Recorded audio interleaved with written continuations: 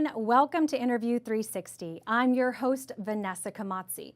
My guest today is Scott D. Seligman, an American writer and historian who spent almost a decade living and working in China, gaining expert knowledge in Chinese language, culture, and history. He's written many books, including a biographical story about the first Chinese American, the remarkable story of Wang Qinfu. We'll discuss how Scott pieced together all the facts and history to write the last chapter of that story, and we'll talk about some of his other best-selling books. Great to see you, Scott. Thanks so much for being here. My pleasure.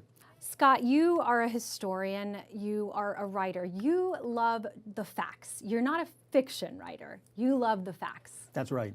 I admire people who can write historical fiction, but it's not something I'm really capable of. I can't write dialogue that wasn't said or put thoughts into the brains of people that may not have thought them. For me, I have to have a source for something to be comfortable talking about it. I want to talk about your career as a writer. It actually didn't come until sort of later on in life for you, after you left sort of the corporate world, and it's something that you kind of came into. Well, on the one hand, I've been writing my whole career. In the PR business, that's what you do. But I was writing speeches and I was writing press releases and nothing for my own signature, my own byline. After I retired, there was a real opportunity for me to write for myself and also to write whatever I wanted to write, which had never been the case when I was working in the business world. Right. And so I thought about it for a while, and I was able to put a lot of the pieces of my life together in a trajectory as a writer. One, I was an American history major as an undergraduate. Mm-hmm. Two, I'm a genealogist, so I'm pretty experienced at ferreting out old records and doing that kind of detective work. All right, so you put those pieces of the puzzle. You like that. You're a problem solver then. Yeah, but then there was also the Chinese side of it. I can read Chinese and I can speak Chinese, and that suggested doing some research in early Chinese American history. And I discovered in particular that Chinese American history had been more or less neglected. Now, not completely. It had been rediscovered before I got on the scene, but there were a lot of holes. Okay. And in particular, and there were also a lot of interesting records that had not been combed over before. During the, there was a period between the 1880s and the 1940s when Chinese laborers were technically excluded from the United States. They weren't allowed to come in. Okay. That doesn't mean that they weren't here, and it doesn't mean that they didn't find ways to get in. But the Immigration Service was, in their various efforts to crack down on smuggling, actually kept pretty good records of the Chinese who did come through here.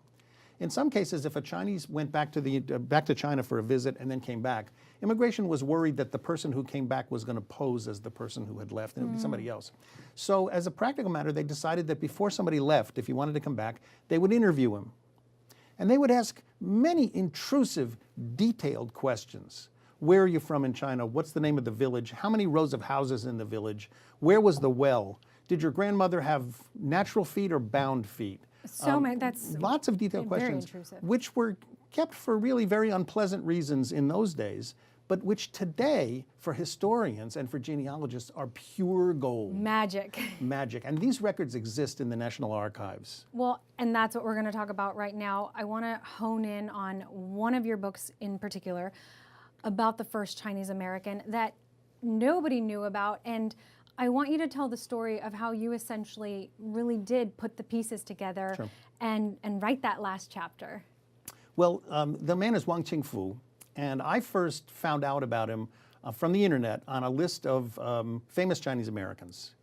And almost all of the people on that list were 20th century figures. In fact, probably the majority are still alive today. But he was a standout. He was listed as a 19th century figure who had opposed the Chinese Exclusion Act. So I thought, well, I'd like to learn a little bit more about this guy. Why did he leave China to come to the U.S. in the first place? And why did he particularly? It was very unusual. The Chinese who were in the United States in the 19th century were by and large workers who came from the south of China, from Guangdong province, two regions of Guangdong province. Mm-hmm. And they came to work in the mines, in the gold mines originally, then on the railroad. They were blue-collar workers. Mm-hmm. He was none of those things. He was from Shandong province in the north. He didn't even speak the dialect of Guangdong. But what happened to him was that he and his father were migrating within Shandong province. His father had been wealthy but had lost all of his money. and was too old and too poor to take care of him. And so the father met with the first American missionaries who were detailed to Shandong in 1860 and said, "Can you raise my son because I can't afford to do it?" And so from that point on, he was about 13, his education became in English instead of in Chinese. He was raised by an American missionary couple from Virginia. And they decided that a lot of the missionaries who were in China to convert the heathen decided that if the more Chinese they could convert, that these people themselves could become missionaries, and that they would have much more of a reach with Chinese converting other Chinese than Americans doing it. Okay. So they decided to continue his education in the United States, and they offered him the opportunity to come to the United States.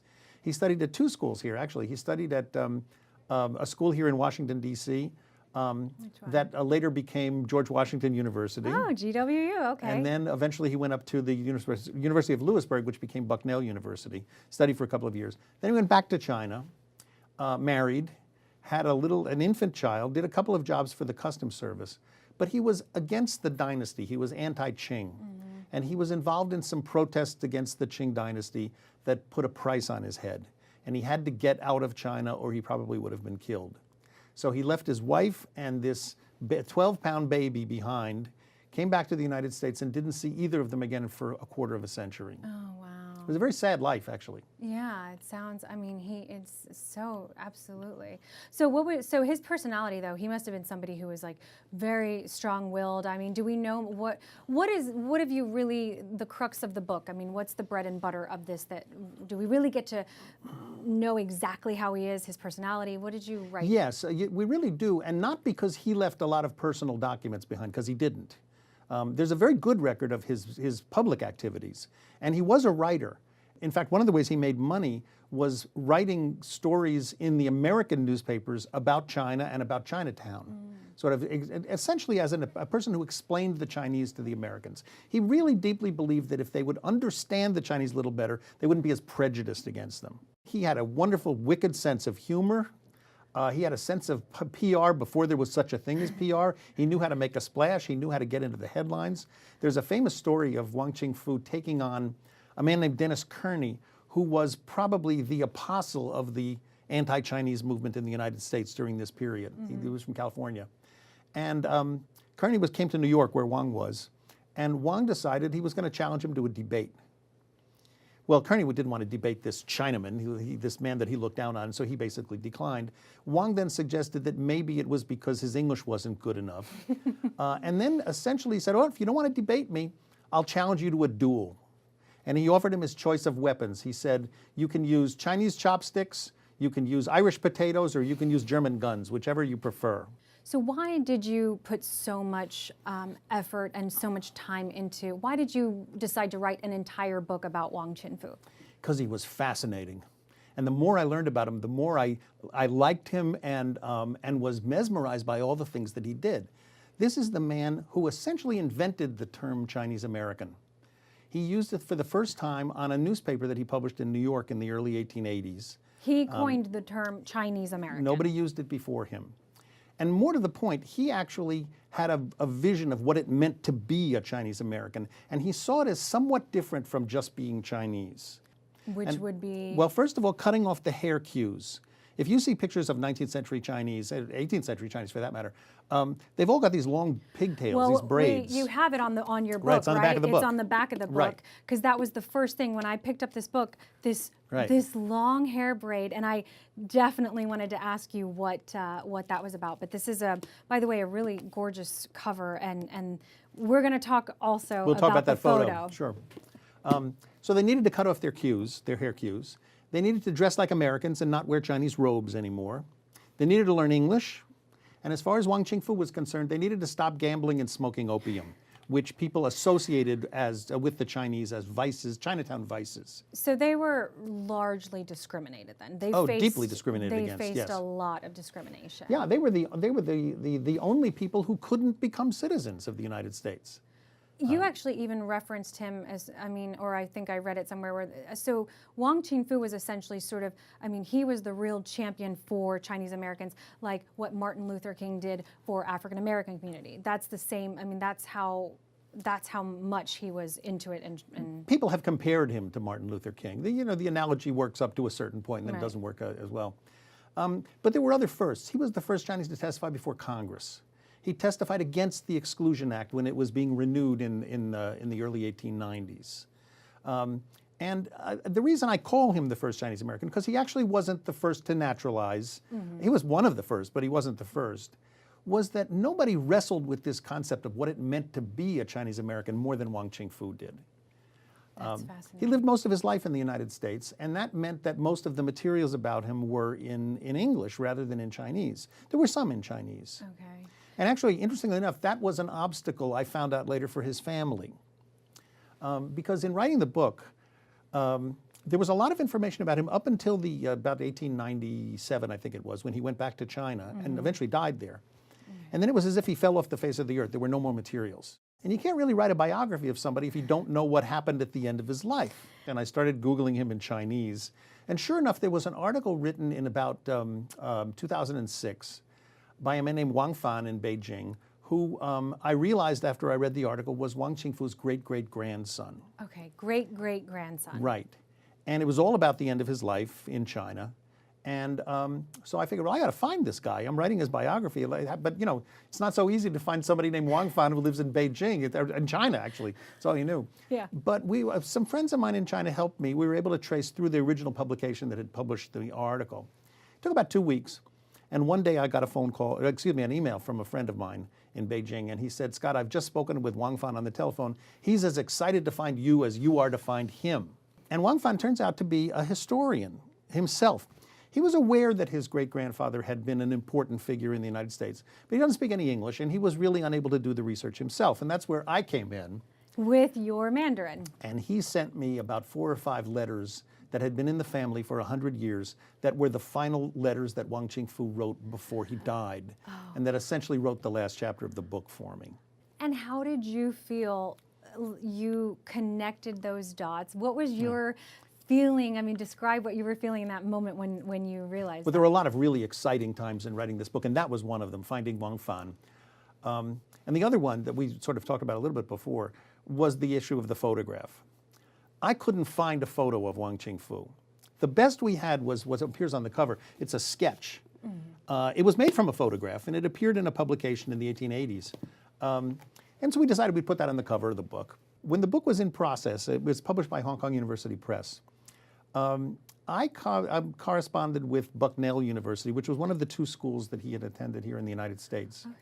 And I suggested an article for their alumni magazine about Wang Qingfu, whose book was coming out. And in the process, I needed to do a little further research on him just to find out what the school was like while he was there, more than I had done in the book.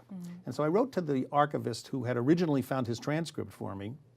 And it was a second pass through the archives where she found a photograph of him. And we know it was him because his name was on the back. There's no question about it. And so I immediately called the publisher and I said, stop the presses. We got to figure out a way to put this in the book. And they did. They were able to. Did you jump out of your seat? Just about jumped out of my seat. And of course, then I was able to send a photograph to Wang Fan, and the family didn't have any photographs of him. So everybody was delighted to get the picture. And since that time, based on that photo, we've actually been able to authenticate 4 or 5 other photographs that he took also at pretty much the same time of his life while he was here in the United States. What an incredible story. I mean, and I'm just imagining the reaction of, the great to finally visually see, because that's the thing with history. You can hear it and you can read it, but to finally visually see that must have been a really cool moment for the both of you to really connect on sort of a different level. Well, this is a historian's dream. And something like that. It's nothing like it. Fantastic. Yeah. I want to get a better sense, though, a better idea of why this was so important for you and how you've kind of become an unlikely champion for Chinese Americans. Well, I guess. I mean, the thing about Wang Qingfu was he'd been sitting around for 100 years and nobody had picked it up. No Chinese Americans had written about him. So I figured, well, I don't have to really wait for them anymore. This is something I want to do. Right. I pinched myself several times through this process that I was the first to get to this man because he richly deserved a biography. He was so interesting and so brilliant. And also because most people like me had this sense that, first of all, they couldn't have named a single 19th century Chinese American. still less that there was someone who was fighting for them. And the analogy to Martin Luther King is more about his willingness to stand up and fight for his people. And that's what Wang Jingfu did. You know, the Chinese Americans didn't really have a hero they could point to, but they really do. They just didn't know about him. And I think a lot more people will probably know him after this year. There is a Chinese translation of the book in process, and I'm expecting it to be published sometime this year. That's incredible. And you were the connector, you were the dots. So you really should have like an honorary degree. You have American history degree, but you should really have Chinese history, a Chinese American history degree as well. Chinese American history has been a lot of fun for me. All right, Scott, so I do want to hear you speak Mandarin, so we're going to close out the show right now. So thanks for watching Interview 360.